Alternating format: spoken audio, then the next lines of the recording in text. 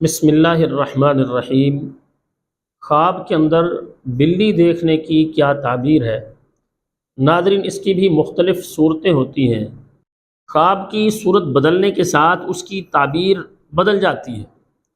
اس لیے ہم اپنے ناظرین سے ہمیشہ یہ گزارش کرتے ہیں ہماری ویڈیو کو شروع سے آخر تک مکمل دیکھا کریں تاکہ مکمل تعبیر آپ کے علم میں آ سکے۔ تو ناظرین، اگر کوئی شخص خواب کے اندر دیکھتا ہے کہ اس نے بلی کو مارا ہے تو اس کی تعبیر یہ ہوتی ہے خواب دیکھنے والا شخص کسی چور کو مارے گا۔ تو یہ اچھا خواب ہوتا ہے کہ خواب دیکھنے والا شخص وہ اپنے دشمن پر حاوی ہوگا اور اس کے شر سے بچ سکے گا۔ اسی طرح سے اگر کوئی شخص دیکھتا ہے خواب کے اندر کہ معصوم بلی اس کے گھر میں آئی ہے تو اس کی تعبیر یہ ہوتی ہے خواب دیکھنے والے شخص کی چوری کرنے والا کوئی معروف شخص ہوگا، ایسا شخص اس کے گھر کی چوری کرے گا جسے وہ جانتا ہوگا۔ اسی طرح سے ناظرین، اگر کوئی شخص دیکھتا ہے کہ اس کے گھر سے بلی کوئی چیز اٹھا کر لے گئی ہے تو اس کی تعبیر یہ ہوتی ہے کہ چور اس خواب دیکھنے والے شخص کے گھر سے چوری کر کے لے جائیں گے۔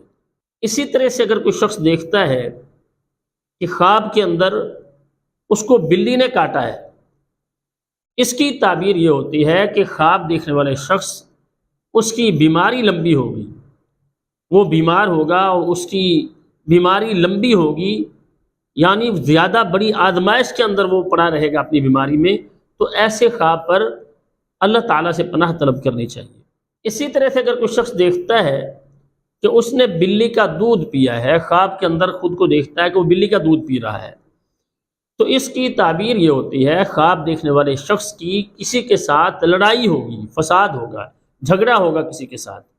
اسی طرح سے اگر کوئی شخص دیکھتا ہے خواب کے اندر کہ گندی بلی ہے، دبلی پتلی ہے یا بیمار ایسی کوئی بلی ہے، اگر اسے کوئی شخص خواب میں دیکھتا ہے تو اس کی تعبیر یہ ہوتی ہے خواب دیکھنے والے شخص کا ایسے لوگوں سے واسطہ پڑے گا جو حماقت کرنے والے ہوں گے، یعنی خواب دیکھنے والے شخص کے خلاف لوگ سازشی بنیں گے۔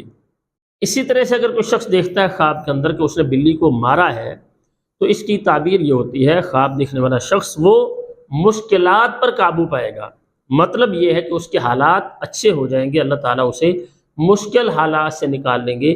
ہماری دعا ہے اللہ تعالیٰ تمام اہل اسلام کو ہر طرح کے غموں اور پریشانیوں سے نجات فرمائے اور اللہ رب العزت دو جہانوں کی خوشیاں نصیب فرمائے۔